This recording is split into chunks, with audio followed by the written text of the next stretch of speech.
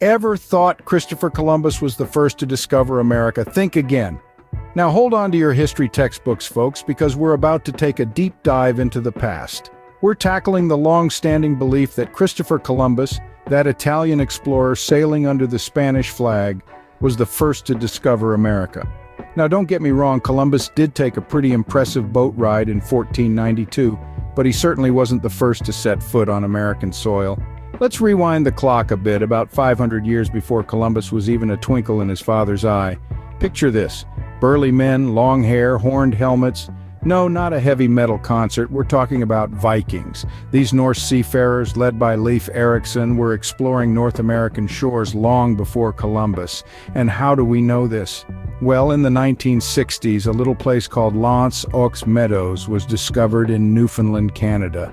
The archaeological evidence found there, from ironworking tools to Viking-esque building structures, dates back to around the year 1000.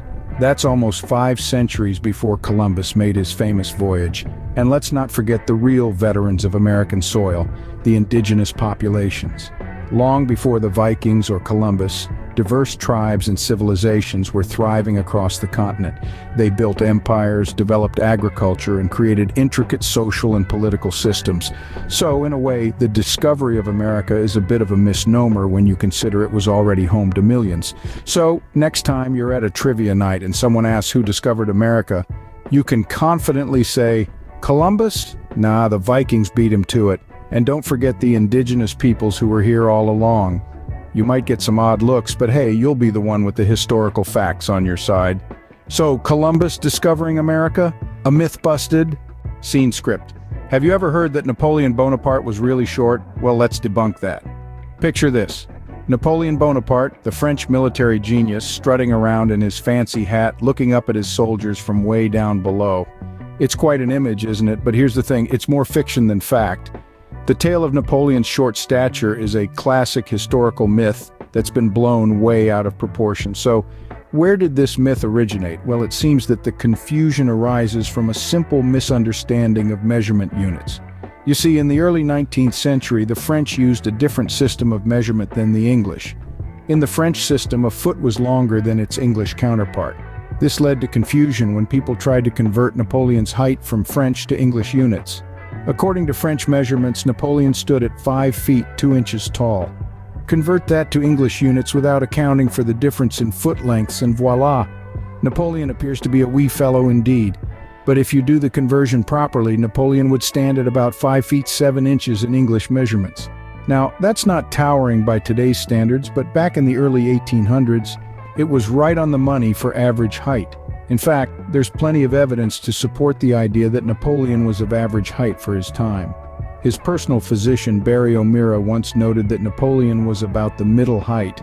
And then there's the matter of Napoleon's surviving clothing.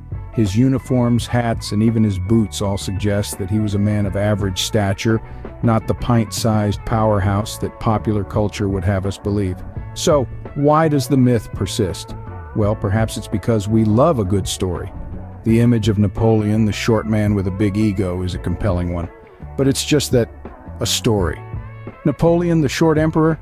That's another myth busted. You might have heard that the Great Wall of China is visible from space. Is it though? Picture this. You're an astronaut, floating around in the zero-gravity expanse of outer space. You peer out of your spacecraft window, squinting your eyes to catch a glimpse of the world below. And there, among the vast oceans and sprawling landmasses, your eyes land on a thin, snaking line. Could it be the Great Wall of China visible from space? Well, hold your cosmic horses, because we're about to burst that bubble faster than a meteor in the Earth's atmosphere. It's a myth that's been floating around, pun intended, for quite some time now, but the hard, cold facts from our trusty astronauts and space agencies tell a different story. According to NASA, at the altitude of the International Space Station, which is approximately 250 miles above Earth, it's practically impossible to see the Great Wall with the naked eye. And before you ask, no, not even if you have the eyesight of an eagle with a pair of binoculars. Canadian astronaut Chris Hadfield, who spent 5 months aboard the International Space Station, confirmed this. He said, and I quote, The Great Wall of China is not visible from orbit with the naked eye. It's too narrow and it follows the natural contours and colors of the landscape. Think about it. The Great Wall, although great, is only a few meters wide, about the same width as a highway. Now try imagining spotting a highway from 250 miles up. Doesn't sound so easy now, does it? Even Chinese astronaut Yang Liwei, who you'd think would have a vested interest in keeping the myth alive, stated that he couldn't see the Great Wall from space. So there you have it, folks. The Great Wall of China visible from space? Nope, that's a myth busted. Believe witches were burned at the stake during the Salem witch trials? Let's dig deeper. Strap in, folks, because we're about to flip the script on one of the most common misconceptions in American history. Picture this. Salem, Massachusetts, late 17th century. The scene is set for what we've been told is a fiery inferno of witch burnings. But hold on to your broomsticks because here comes the twist. No witches were burned at the stake in Salem. That's right, not a single witch was set alight. Instead, the unfortunate souls who were found guilty of witchcraft during the infamous Salem witch trials met a different but equally grim fate. History reveals that the convicted witches were actually hanged, not burned. That's right, folks, they were sent to meet their maker at the end of a rope, not in a blaze of glory. But why the mix-up, you ask? Well, it seems our friends across the pond in Europe were the ones with a penchant for pyrotechnics. During the European witch hunts, burning was indeed a common method of execution. This little nugget of European history seems to have made its way into American folklore, creating the widely believed myth that the Salem witches were burned at the stake. Now you might be thinking, but I've seen depictions of witch burnings in movies and TV shows. Well, let's just say Hollywood has a knack for mixing up fact and fiction. But hey, who are we to judge?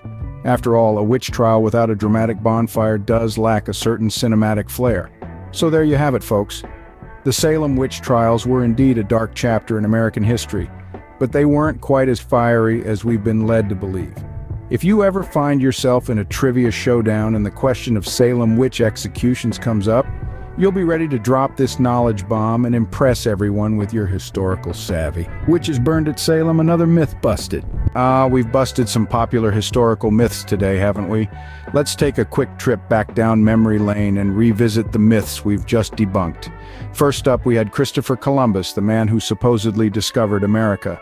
Well, not quite. As we've seen, the Native Americans, Vikings, and potentially others had already set foot on the continent long before Columbus sailed the ocean blue in 1492. So let's give credit where credit's due, shall we? Then we tackled the tale of Napoleon Bonaparte's short stature. But as it turns out, the little corporal wasn't so little after all. With a height that was actually above average for his time, Napoleon was far from the pint-sized powerhouse many imagined him to be. So no, Napoleon wasn't short, but his temper? Well, that's a different story. Next, we shot for the stars and debunked the myth that the Great Wall of China is visible from space. Sorry to burst your bubble, but even with 2020th's vision, you'd need superhuman eyesight to see the wall from the moon. So, despite what your 5th grade teacher might have told you, this one's firmly in the realm of fiction. Finally, we turned up the heat on the Salem witch trials. While the trials were certainly a dark chapter in history, contrary to popular belief, none of the accused were burned at the stake.